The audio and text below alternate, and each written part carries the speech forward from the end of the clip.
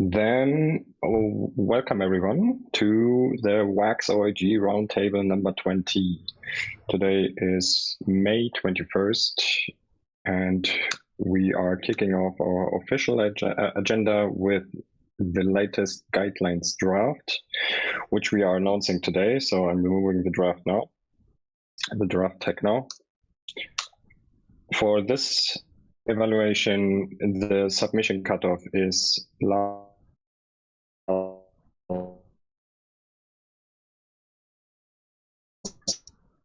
You turned into a potato. Yeah, your voice cut off for me. That OIG pay can't get you a better internet connection.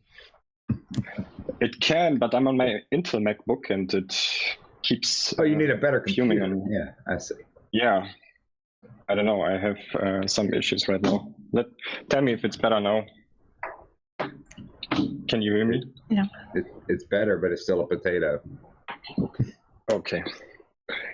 I can live with that as long as you can. So back to the review timeline. Submission cutoff, last day of the month. Report publication, 15th of June. And then we note the upcoming tech review dates with as the day of this.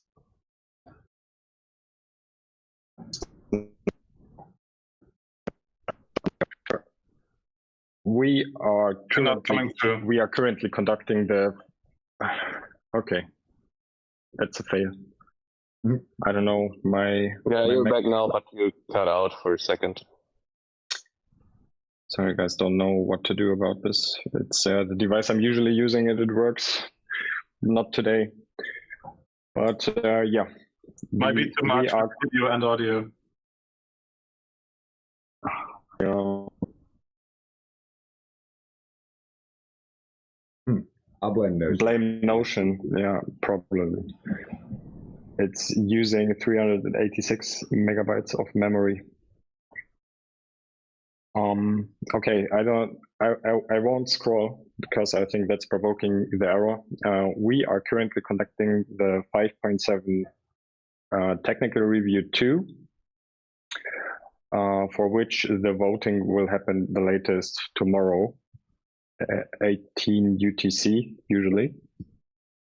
We have a few changes to announce. We are increasing the score multiplier for ecosystem contributions from 11 to 12 points. And we are also adding another minor change, which should help keep the network safe and secure in the future. We added a vote threshold for new guild candidates. So new guild candidates are required to have 3.5 million votes before they can apply to become a guild.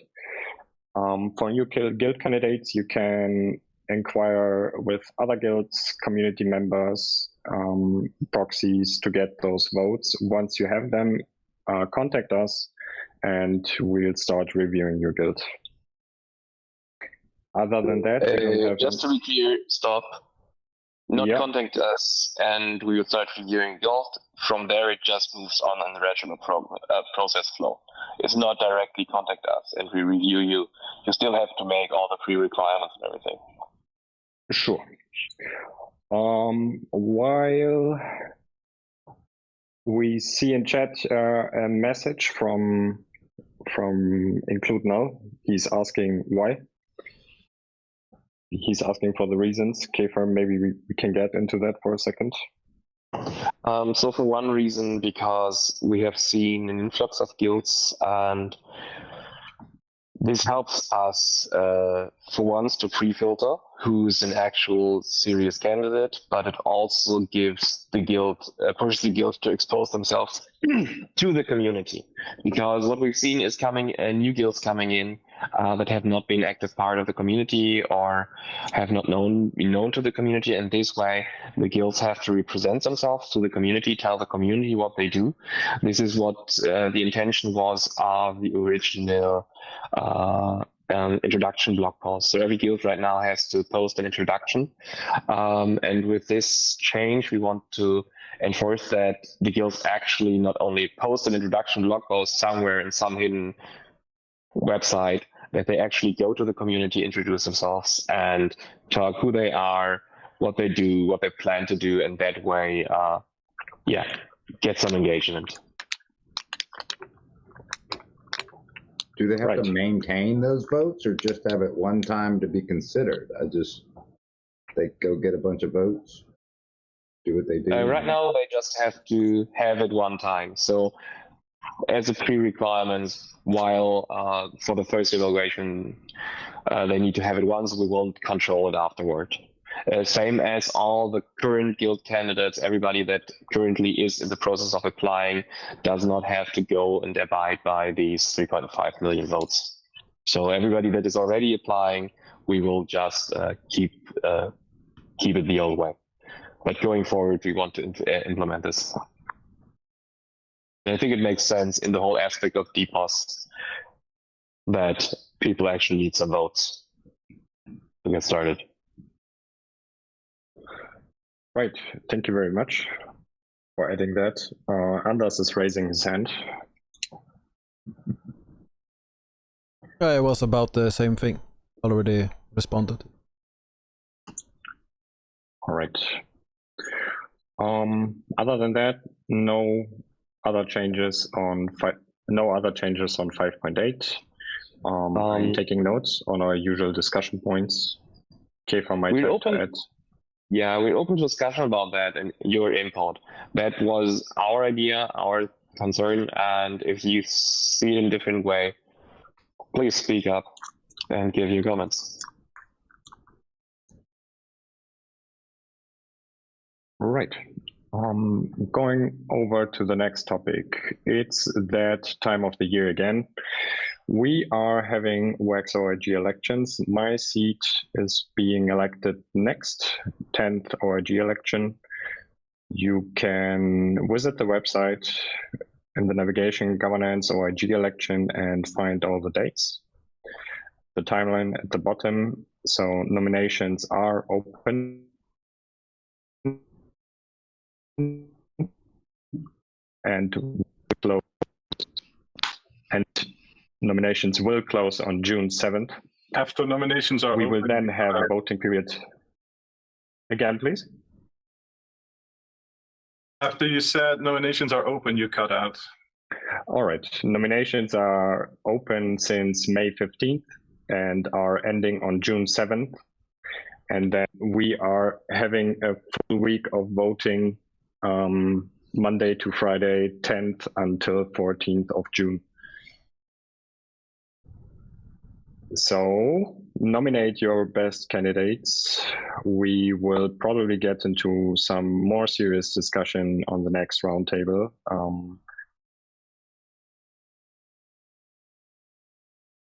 And I think I'm cutting out constantly. Excuse me for that today, guys. Yeah, we need to talk about the OIG election. So if you haven't already, visit the WAX OIG Medium. You can find some older articles explaining the OIG, its role, and what you will be doing as an VP if you were to be elected.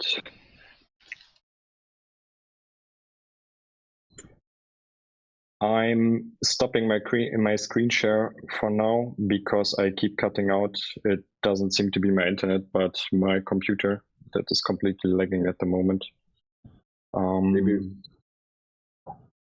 That was the official agenda for today's roundtable.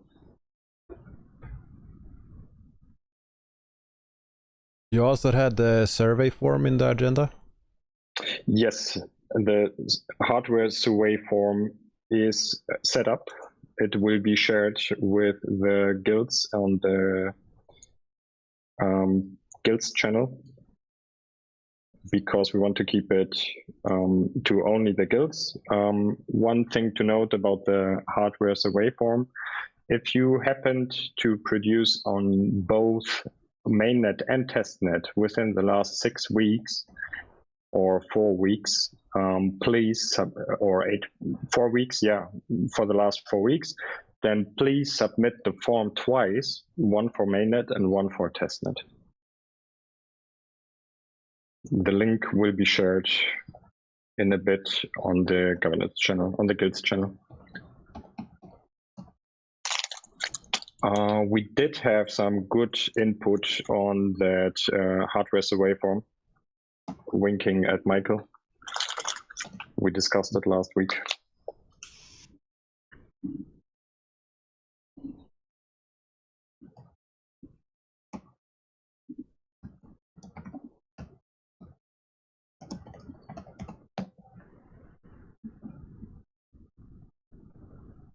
I would also like to share and look at the current network performance, the APIs, and how we provide as how we perform as service providers.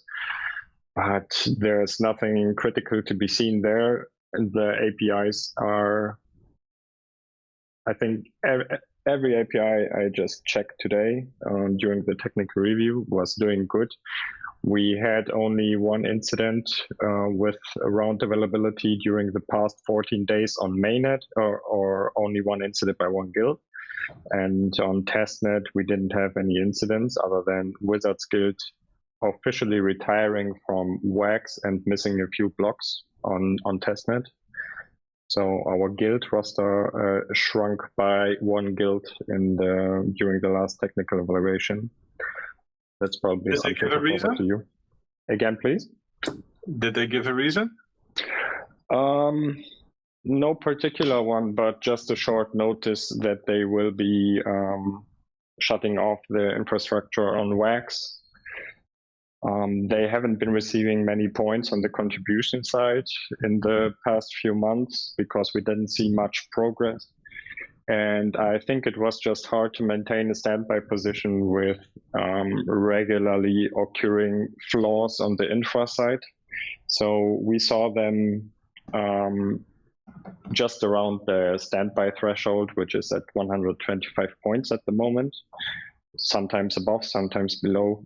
And I think that led to their decision to shut down the business.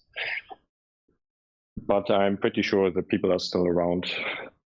They said they have to focus on their projects. So they had trouble with the infra, weren't able to maintain the infra, so it constantly kept having issues. So they decided, given the cost and expense of the infrastructure, while not being able to consistently make it into a paid standby position, they decided to shut down the infrastructure and focus on products. That's the reason they gave. Mm-hmm. Right. And then in the last week, we had 2 introduction calls with new guild candidates. ADEX, one of them, the other one, Caracol Block, which I found pretty interesting. It's a developer from Afghanistan providing the infrastructure, and I forgot where the other guy was from, but he's essentially doing the marketing for the guild. They got all the information mostly on their own. They may have contacted some of you guys. They have been around on wax for a long while as active players of different games. They met each other in the community and thought about, hey, how can we do some business on wax in the Web3 sphere? And yeah, that led to them applying as a wax guild and having an introduction call with us. They both seemed pretty young, so they might need some time to set up the infra and make their own experiences. But overall, I'm very delighted to see people applying as developers, marketers, applying as wax guilds, and getting some funding to continue building on wax. That's nice to see. So we lost one guild, but we may have 2 new guilds in the future with the next reviews.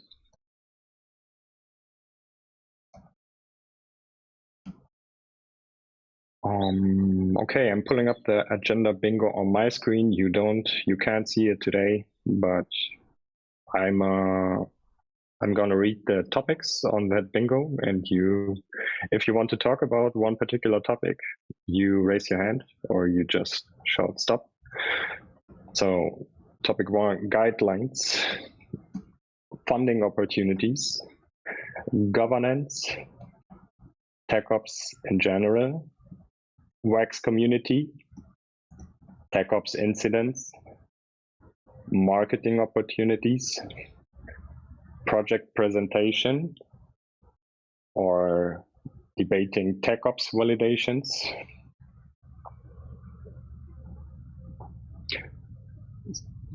Seems none of those topics stick with you guys at the moment. Mike D just joined. Hello there. I'm pretty sure I read on Twitter that you are currently running a bug bounty program for waxfusion, or did you stop it? I wasn't sure. I temporarily stopped it for the meantime because I actually got the Wax team to give me a couple of their guys to audit the contracts officially. So yeah, forward. So I think because Do you guys share an internet connection? Because you have to. Yeah, your internet sucks too. We share the computer. Yeah, sorry, Mike, but you keep cutting out. Maybe turn the cam off for a bit and try again. Yeah. Although it was good to see you. how about now? Yeah, no offense. This is what I suggest that we just turn it off and on again, but then we'd have to like all reconnect. Look, I'm seeing a stream from Australia, which is like tin can and strings from here. So they just got to up their game. Do you know our storage server in Canada? It's got a gigabit internet. I've never ever seen this before. We were flatlining 1 gigabit internet of people downloading Hyperion snapshots and blocks or something else. I've never ever seen that before. 1 Because gigabit it's of OIG internet rating flatline. season. They got to get them nodes back online. In fact, what we see now here on screen is Ross moving 1 second ago, right? That's true. But it's in the future. No, it's 1 second. Yeah, in the future. So Yeah. and tomorrow when it really comes down to it. So. Now you got me confused. Yeah, me too. Me too. Back to Mike D. Waxfusion. Maybe you can tell us in a sentence what waxfusion is about.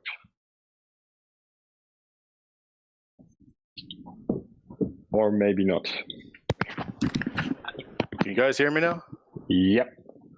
All right. Yeah, waxfusion. So I have the wax team actually gave me a couple of their guys to audit the contracts officially. So I disabled the bug bounty for a short period of time just so that I could actually like submit the report properly and get it all sorted out.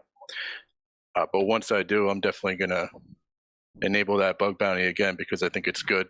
I'm trying to move towards having everything open source and multi-sig with block producers and the wax team and stuff like that, just because I think we're lacking a lot in that department on this chain.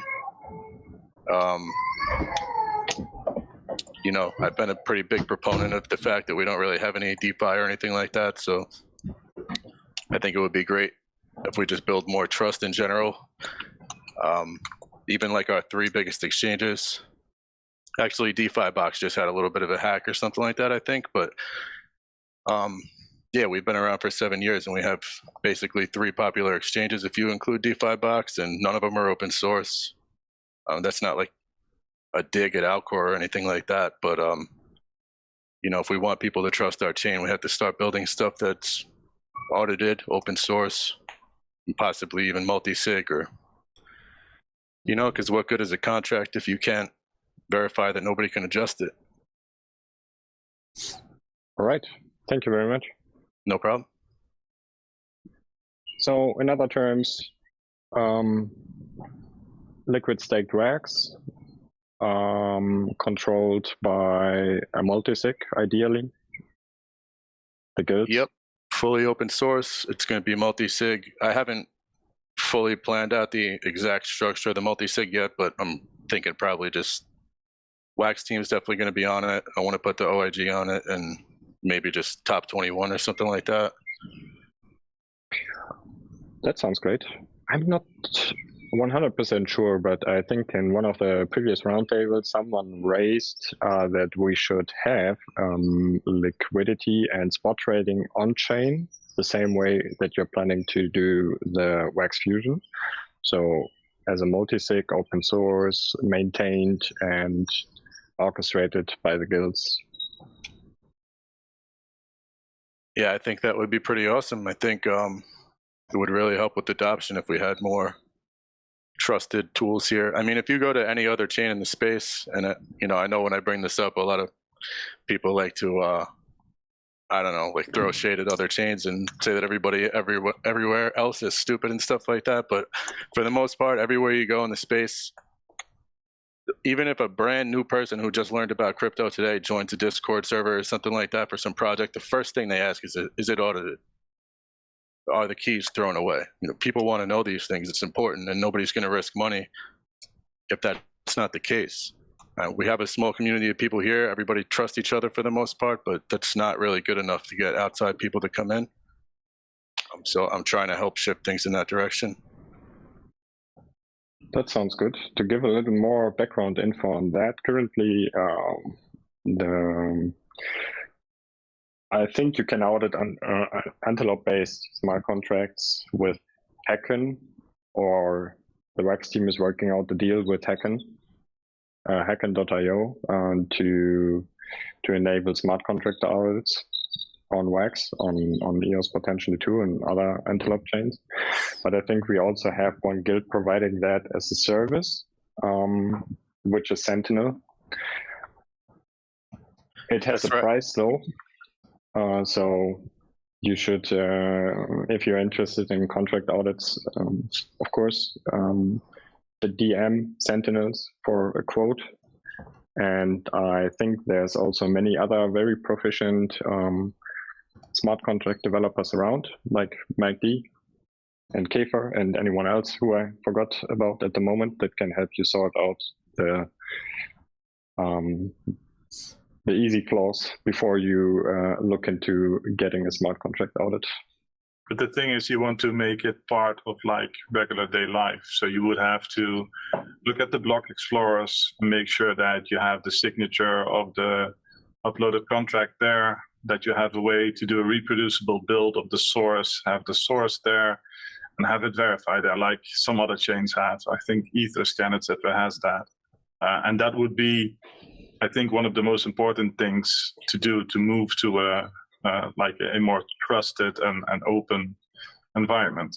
But I think that there's a big problem with that on Wax, because our contracts are mutable. We can deploy them as many times as we want. And even if you pay for an audit, the moment you fix a bug, you do any modification, you will need to pay for another audit in order to be able to trust the contract. Exactly, but that's why you hash the contents of that build, so that you know what you're looking at is a verified uploaded version. So as soon as you upload a new version, the hash of the actual code changes. So no, that no longer the trusted and verified. That I fully understand. But last time I audited a contract, I paid $20,000 for that. Do I have to pay for an audit every time I'm going to deploy it? I think I will be out of business faster than where we are heading to right now. Well, on the other get into side, the auditing business. if you want to assume a responsibility for the contract somebody else wrote, I'm pretty sure you won't do it for a few years. So there has to be, I have to have respect for both sides. So you have to do more planned rollouts, etc. Absolutely. Don't get me wrong. What I'm just saying is that when you do that on Ethereum, it makes a lot of sense, because you deploy a version and you know that that version will be there basically forever. And when you deploy something new, it's a new contract, new version, and it gets audited and so on. But it's not something that you are modifying on a regular basis. Yeah, but nobody's forcing you to upload a new contract. I mean, you can approach it the same way as if it were a deploy once kind of thing. Yeah, for sure.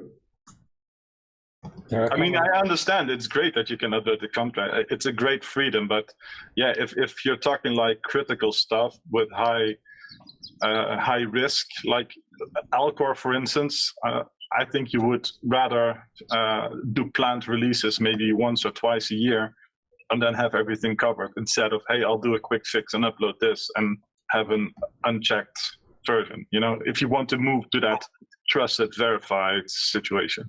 I fully agree, and I think Alcor is maybe one of the worst examples, because I don't even know if you go to check the different guilds, you cannot even check who's in charge of them, who are partners at Alcor, where's the ownership. That's something that you cannot see.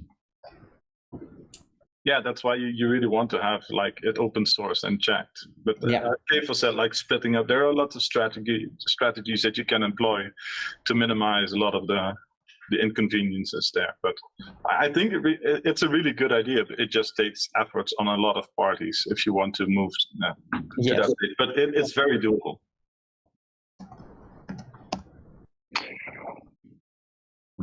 What's the state on immutable contracts on Wax? We don't have that, and it's not possible, right? I mean, nothing's immutable as long as somebody has God keys. Yeah. Exactly. Okay. But as far as contract owners, for the most part, you can change the key to the system key, or at the very least, multi-sig. Oh, so you mean you can have something like immutable contracts if you throw away the key? I don't think you can throw it away, but you can change it to. Yeah, you can relinquish the key. I mean, you know, set it to null or set it to BP prods or even EOSIO, but obviously any of those people therefore have the ability to override it. I mean, yeah, send it to null. Essentially, if you change the keys to, even if you change it to top 21, it has the same level of security as the blockchain itself. Give or take. I mean, the owner can't do it. It takes 7 or 15 of 21. But in all fairness, the Wax team can override all of it, God mode. So, I mean, there's still one entity that could change anything at that level. There was a chain, UX, that looked, and I think they implemented it. I don't think they really went live with it much, but adding the ability and at the core base level of the chain and the Node OS, you know, features of an irreversibility bit on a contract. So once you flipped it, nobody, not even God, can change the contract. That's real low level. Go ahead. Can Wax actually change anything without, like, most of the guilds cooperating? I mean, they can vote and. Can Wax do it? Yeah, I mean, they have the key. They have VSIO key. They can do anything. Yeah.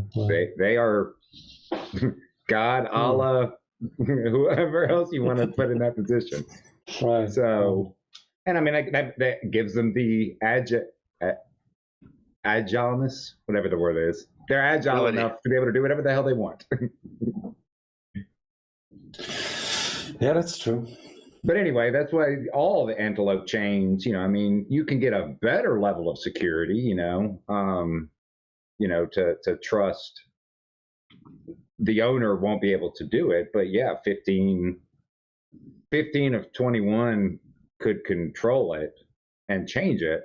Here's another interesting quirk about the way that works. 7 of 21 could keep it from getting fixed.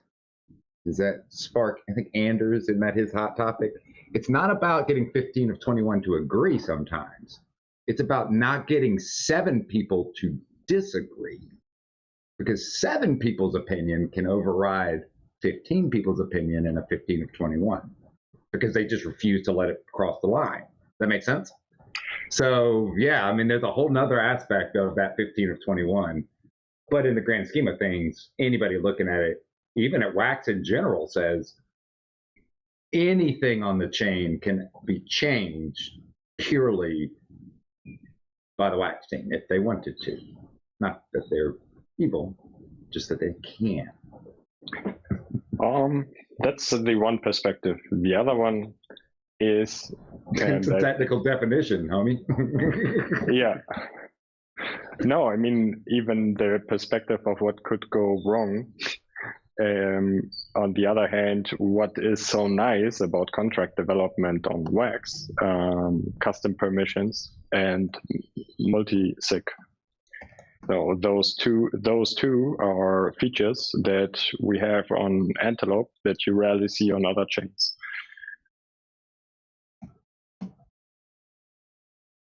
So what I'm trying to say is those features are good, are a developer's dream. That's my perspective on those, even though you can mess up things, right? It is good because you can take measures to provide more security against that, like we were talking about before. If you want to add more trust, you can multi-sig stuff and things like that, but you do still have the freedom at the same time. I mean, you want to be able to make contract upgrades. God forbid somebody changes something in an underlying protocol that your protocol is built on top of, and you can't go and change your protocol. I've had that happen before. Yeah. I mean, luckily, like I'm over that. But like when Alcor changed their contract, they moved to an entirely new contract a while back from whatever the old Alcor swap contract was to swap.alcor. They changed everything to not be tokenized LP positions, and then you had tokens, but they didn't actually exist. They were converted to some other thing on some other table and some other contract. And if I had thrown away the keys to my contract, I'm not going to say it wouldn't have worked out, because Alcor probably could have helped me out anyway, since they own the data. They could have just changed things for me. But, practically speaking, if I didn't have keys to my contract at that time, a lot of people would have been screwed over and not been able to get their assets back. Yeah, building on other people's stuff is always dangerous. Absolutely. Well, not when you have immutability there. Yeah, not if you know they can't change it. Well, I'm not referring to Wax, because if it's Wax, it's a theoretical immutability. For EVM change, though, like I can't speak too much on it because I haven't dove that much into Solidity and stuff. So there's things that I don't know about it. I know you can relinquish keys, but from my understanding, I deal with some projects who do make updates to their contracts often. Some of them are behind a time lock and things like that in a multi-sig, but it seems like you can still... You don't update the contracts, you use a proxy. And with that proxy, you can change the implementation of the contract. The proxy acts like an interface that provides you what methods are available, and you change the implementation by changing the contract that is behind, but people keeps on interacting with the same proxy. Juan, when did you turn into a smart contract developer, dude? I've been a developer for more than 20 years. The thing is that on Wax, I have never written a single line of code because I'm not really interested in that. But yeah, sorry. I thought you had a pure marketing background, honestly. No. I did telecommunications and software engineering back in time. So yeah, no, I am very technical also, but yeah. Good to know.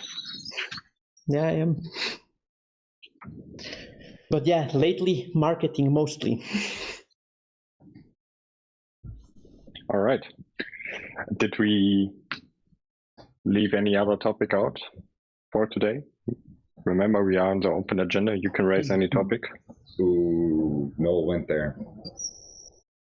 We talked a little bit about it, but I don't know if there's much to talk about. No, we haven't really. We touched it last week, I think. But maybe you know something more. I think people are really interested in instant finality and how that will play out, right? Not instantly, I don't think. 4 years. 4 years. Yeah, okay, so here's what I heard, or what I heard. So Antelope, the software is moving into a license model. The software will remain open source, right? But this state of the software, and this is not accurate, I think, what I'm just saying. all the new features will be available open source in 4 years, or you have a license agreement with the developers to receive all the new and spicy features immediately. Correct me if I'm wrong, please. Yeah, I think a few polishings on that. I think it'll remain open source. It just has, on both old and new, it just has business licensing for the new latest version. The current licensing of the Leap 5 or anything before it does not change. It is under the MIT licensing, I believe, and can continue down that path. Spring, which is what they're calling V1, kind of resetting the version. What you would think of as Leap 6 is actually Spring version 1, is released under a BRL, whatever it is, business licensing, that's effective for 4 years, and then after 4 years, that version is available for widespread distribution or whatever. So basically, if you use the software, you need to have, I don't know, obtain a licensing agreement from the developers. I say that vaguely as there's not a lot of details about all of that just yet. But so Yannis, I'm curious, how did you first hear about that? Last week's roundtable, I think we touched it, but I can't really recall how we originally heard we came to it. Yeah. I remember. As far as I'm concerned, as far as I'm concerned, it's still up for discussion on the ENF side. Like that, well, I mean, there was a roundtable about it, and there was some conversation about it. There was and that was all based on the regular calls that they had, the coalition. And apparently something happened in the last call, but it was never released. Like, I never saw the video of that. No, I haven't seen either, but their repo is public on GitHub with a new license. It's starting to trickle its way around. They trickled in, but there wasn't like a, hey, this is the way that it was going to go. And on the ENF side of things, the way that we left the conversation, because there's one because the EOS network is funding the development of the Antelope software. The way it was left is none of the active BPs actually wanted to impose some kind of licensing, but they wanted to ensure that all chains that were using it developed or put forward some kind of contribution for it. And I believe that those discussions broke down in the final coalition call that they had. And I never saw that call. They used to have them like recorded and publicized, and I've never seen it. I think they stopped. I don't think they have the calls anymore. I mean, a lot of it's almost like everyone slammed the phone down somewhere, right? And then that's where I was going, is kind of explaining kind of the new structure and the way it'll all work, and then I put those air quotes around the rest of it. That's why I say it's really not defined. I mean, so it's still. And it's not even hard nosed. We were joking about it. It's like if we run it on a chain, and they're going to come kick my door in and sue me for running it. No, I'm sure we can come up with an agreement. We're EOS USA, of course we want. But it's interesting is, the way it's worded, the way what has been released and is currently sitting out there for review, is this change to that business licensing, which is, and it's not licensed, the little bit I've asked and run, it's not license key based. It's not, even formalized cost or who the entity is or what, how do you request it? But it's really, like Ross kind of said, there was discussions. I think those discussions no longer are being discussed. And this is probably the beginning of the, hey, y'all, EOS has got it. EOS is going live, and anything EOS can use it. But the rest of y'all technically can't until we come to an agreement. So people like myself and Ross and those that get to live on all the walks of life, it's going to be a fun time for us. But I understand a lot of points, and it's interesting, but it's still very fluid. So let's speak a little bit about the background.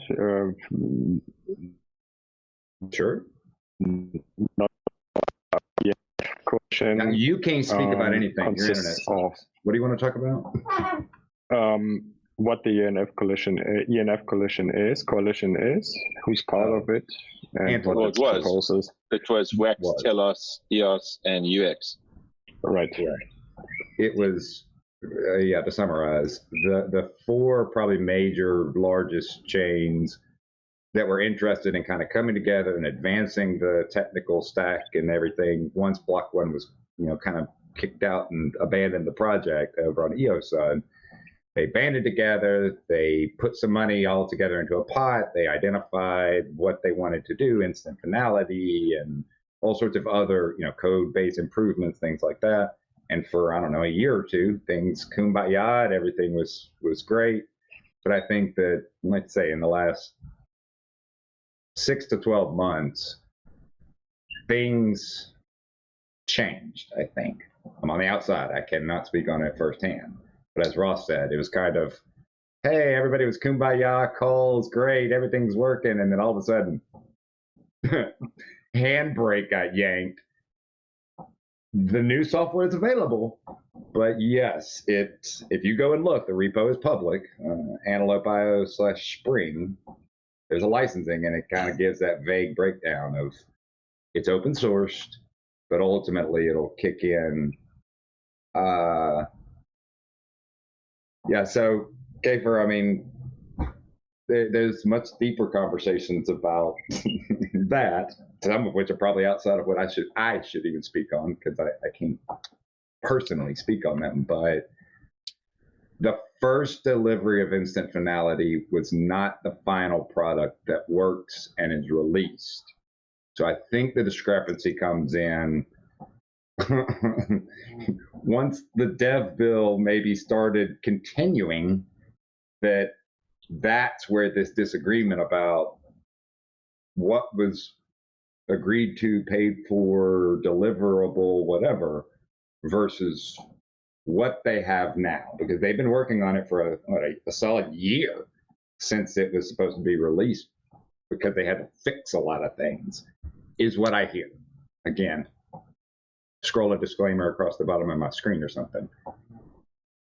I have a question. What, man? At the risk of embarrassing myself, as a BP, and I should know this, I think this is what you're trying to explain, but I'm not really wrapping my head around it. Is Wax as a chain, like as a whole, somebody who this would apply to, or is Wax one of the people who's trying to make this happen and charge other people? Wax is built on the same Antelope software stack that EOS and Telos and a lot of the other chains are, right? So that's kind of this Antelope core. Now, each have modified it to their own accords, but they were all built on this core stack. So we're all in this bubble together when it comes down to it.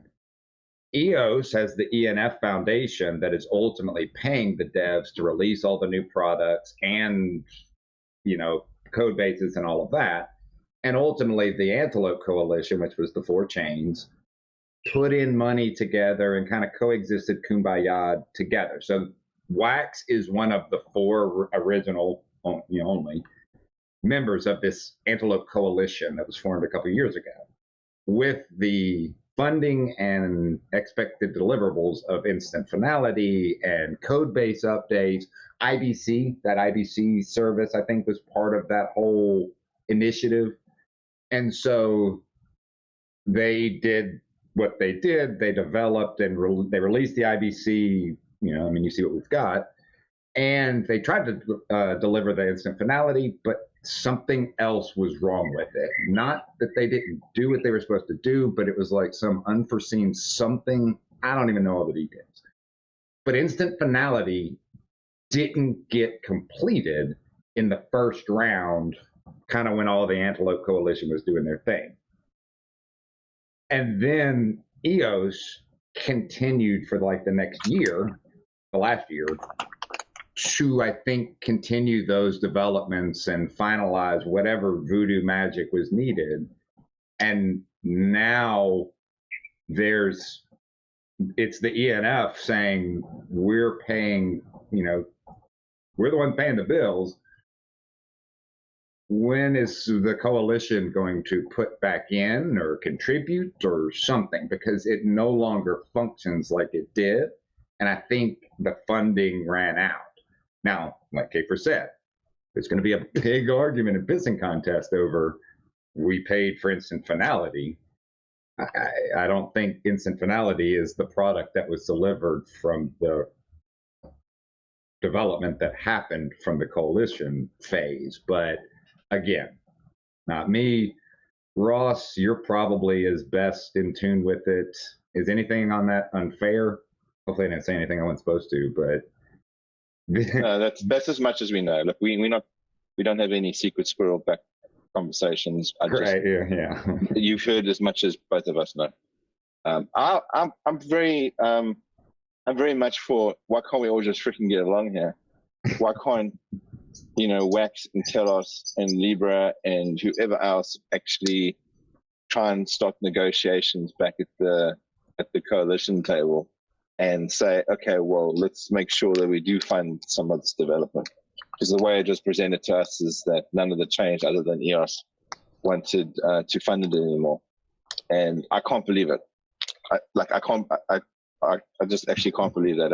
And that's why I just want everybody to get together and try and work this out. If that's truly the case, then yeah, I understand why you get that kind of a licensing.md shot across the bow, because yeah, somebody's got to pay those super smart nerds. And Wax, arguably of any of the chains, I would say has benefited from what all the coalition and the ENF and OCI, whatever, the dev team has developed over the past 2 to 3 years with the funding or whatever. Just because Wax was setting the bar on, this is what a 100 gig node looks like. This is what 1 million APIs a minute on Git tables looks like. It's probably a question for Lucas, right? Well, that's what I say. Hey, that's how I started. Was I don't know who that question officially is for. It's not us, technically.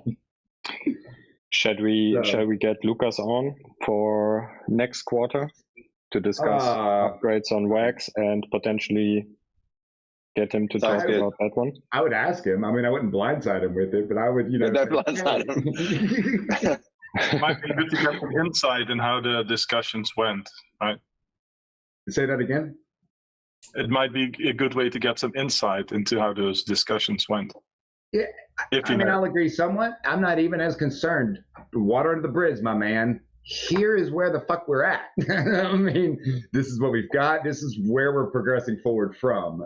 I do think this space tends to want to tit for tat and remember the history. And you know what, man? Look, let's just blaze the fuck forward. Otherwise, we're all going to get smacked in the face. But I do think some decisions and maybe some conversations are going to have to be had. Because yes, I do think that officially now semi-official, there is a line in the sand to say, look, what this is different than the entire stack that it's been. It still runs the same, just so you know. Ross and I are running it, testing it, breaking it, and doing all sorts of fun things with it.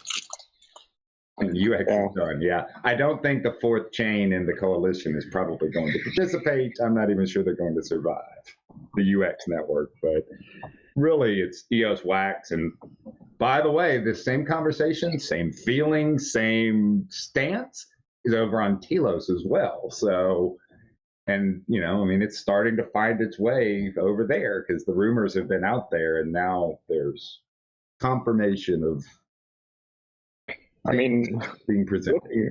Looking at the license file, we went from Antelope coalition member to, in quotes, materially dependent real quick.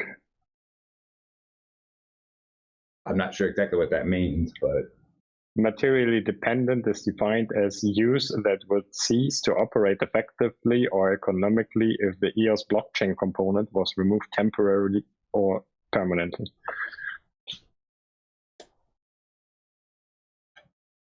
Yeah, I mean, basically, they just have the framework to say you can't use it unless we come to an agreement that you can use it. So it's very vague. You know, it's well, what can that agreement be? I mean, I can give them 3 donkeys and a horse, and I might be able to run Antelope software on everything that we want. But you can keep running what you do right now. They can't stop that. Say that again. You can keep running what you run right now. They can't stop that. There's nothing stopping you from forking it and doing your own development, etc. So absolutely, the Leap 5 and they didn't back change, not that they can or whatever, but everything that it is up to this day, even the latest and greatest 5.0.2, with the latest upgrades and all of that, is still MIT licensing, still fully available. But this spring, as this new BRL, for 4 years, you know, it's protected into, you can't use it. And it's weird, they even put in there, you can't use it outside of EOS. You know what I mean? Because it's so vague, you know, any nodes for EOS, but it's basically, it's got the chain ID for EOS, you know? So anyway, yes, I implore any of the team that would be involved with that to definitely start thinking about it. I'd be curious what their opinions are, what some updates are, not so much why it didn't work, maybe what are we going to do to go forward or not go forward. What other, be pissed off. Sorry, I didn't mean to cut you off. What other use case does this tech stack have other than those few blockchains? I mean, is there anywhere else that it's actually being used that they would want to ostracize the 4 people that are using it, basically? Or like, what's the point of that? There are many other chains that are built on Antelope software now, with the market caps, even the, you know, and private chains. So yeah, I mean, there are companies that have got their own private blockchain for internal purposes. Right. That they're doing R&D and running some business processes on it. And again, I mean, they're probably not going to lean on them of a market cap, you know, and sub 1,000, you know, to hit them up or whatever. But if they're a bigger chain, you know, I mean, they're probably going to be like, look, you know, I mean, it's also a bit of open source curse, you know.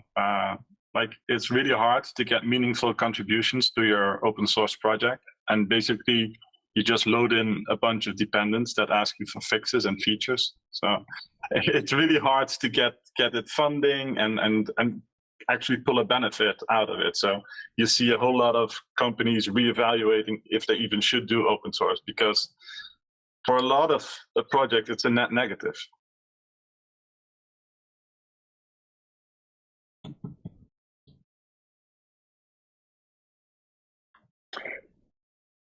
All right. Interesting topic. It's above all of our pay grades when it really comes down to it. I mean, those conversations are executive level, you know. I mean, happy to provide context in my opinion, but. Well, I don't think so, because like, what is Wax? It's a large part, like the block producers and OIGs that run the thing, right? So it could be mostly up to you guys to decide how you want to go in the future. Do you want to fork away from, you know, what EOS is doing right now with the licensing and say, okay, we'll look at hooking up some good developers and start building our own path and get away from the whimsical things they can do, like you see right now. Basically, what has been done right now is basically taking the versions that get released, they get patched to work as Wax, and that's what's done. At least that's how I see it. So what you could do is say, okay, we want to take a step back in being dependent like that and forge our own path, but it's not an easy. I'm not sure that's something that the BPs, I mean, we have really no control over it. I mean, that's any decision to move away from the stack or anything like that is much more important to Wax and its cloud provided, you know, I mean, and all of that.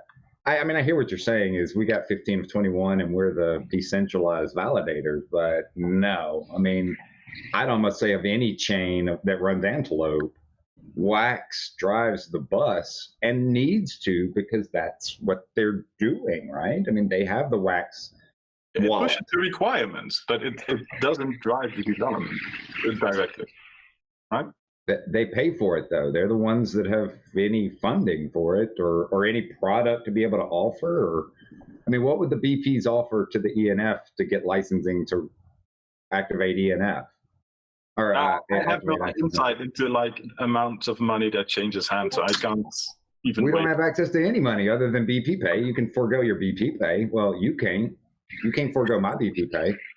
I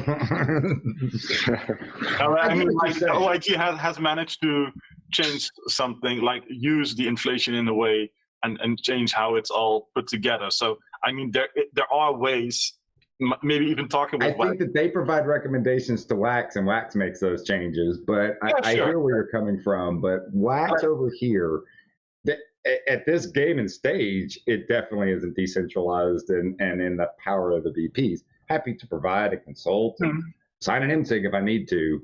But those conversations, the BPs weren't involved in the Antelope coalition. There were key chain people that were elected, tapped, whatever, to represent the chain and speak for them. You know, that's the executive level of negotiation and contracts that need to occur, not the BPs deciding, hey, we're going to scrap Antelope and go over to Avalanche. Only a few of you guys can appreciate that. Maybe Ross. I fear a little bit that we might lose some strategic alignments from some software component providers like Hyperion and Atomic Assets API and stuff. Yeah, I mean, like I say, getting away from it completely or changing it, you know, is a very dramatic, major decision. One way or the other. It's more, do you decide to kind of stay where you're at and say, well, no, we aren't going to have instant finality this summer. We're going to have to still figure something out, or start to have some discussions about what opportunities might be. Okay, we have a bi-weekly call with the Wax team tomorrow. I'll request Lucas for a date to join the roundtable. And it's gonna be the same like last time. We can do better if we prepare our questions beforehand. But Lucas is also a very responsive and talkative guy, so he might also be able to answer some of those questions very spontaneously. But it is better if we can prepare some questions. Yeah, I'll let you know how or when it will happen. I think 2, 3, or 4 weeks away, not next week, definitely. And then we can get into that.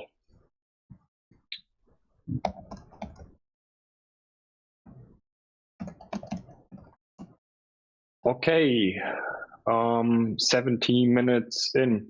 Any other topic we need to discuss? Anything else urgent you want to share?